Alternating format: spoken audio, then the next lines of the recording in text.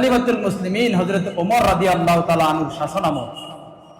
উনি মাঝে মাঝে ওনার রাজ্য ছেড়ে প্রত্যন্ত অঞ্চলে যেতেন মানুষের অবস্থা বোঝার জন্য, জানার জন্য, কার ঘরে খাবার নাই, কেউ অসুস্থ অবস্থায় আছে, কার কি সমস্যা দেখার জন্য। এমন সময় উনি ঘোড়া নিয়ে গেলেন মরুভূমির প্রান্তরে, আশেপাশে কোনো ঘর বাড়ি নাই, মানুষ নাই। এমন পরিস্থিতিতে ওনার এমন তৃষ্ণা লাগছে, ক্ষুধা লাগছে, এখন উনি কি করবেন? চলতে চলতে দেখলেন একজন রাখাল বকরির পাল নিয়ে এদিক দিয়ে যাচ্ছেন। খলিফাতুল মুসলিমিন হযরত ওমর বললেন, আল্লাহর বান্দা, তুমি একটু দাঁড়াও, আমি অভুক্ত, আমি তৃষ্ণার্ত, তুমি কি আমাকে তোমার একটা ছাগলের পাল থেকে দুধ দহন করে কিছু দুধ দিবে? আমি তোমাকে কিছু টাকা দেব। ছেলেটা বলল যে আপনার দুঃখ দেখে আমারও কষ্ট লাগে, আসলে আমার মনটা চায় দেওয়ার জন্যে, কিন্তু আমি কিভাবে দেব? এই ছাগলগুলো তো আমার না। আল্লাহু আকবার। খলিফাতুল মুসলিমিন হযরত ওমর বললেন, এই কি বলে রে, এই প্রত্যন্ত অঞ্চলে এমন যুবক আছে, দেখি আর একটু যাচাই বাছাই করে তার ইমানের স্তর কতটুকু। ওমর বললেন, আমি তোমাকে একটা সুন্দর অফার দেই, তোমার এই অসংখ্য অগণিত ছাগলের পাল থেকে একটা ছাগল আমার নিকট বিক্রি করে ফেলো, তোমাকে আমি বিশাল অঙ্কের মুদ্রা উপহার দিচ্ছি।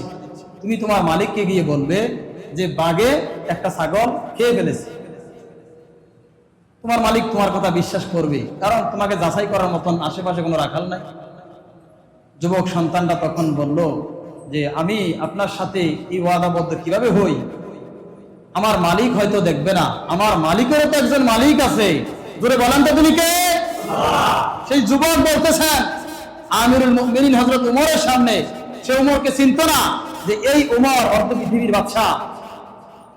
এই সন্তান ওমরকে বলছেন, প্রিয় ভাই আমার, আপনার দুঃখ দুর্দশা দেখে আমার খুব কষ্ট হচ্ছে, আমার মনে চায় আপনাকে একটু দুধ দেই, কিন্তু আমি কিভাবে আপনার নিকট বলি?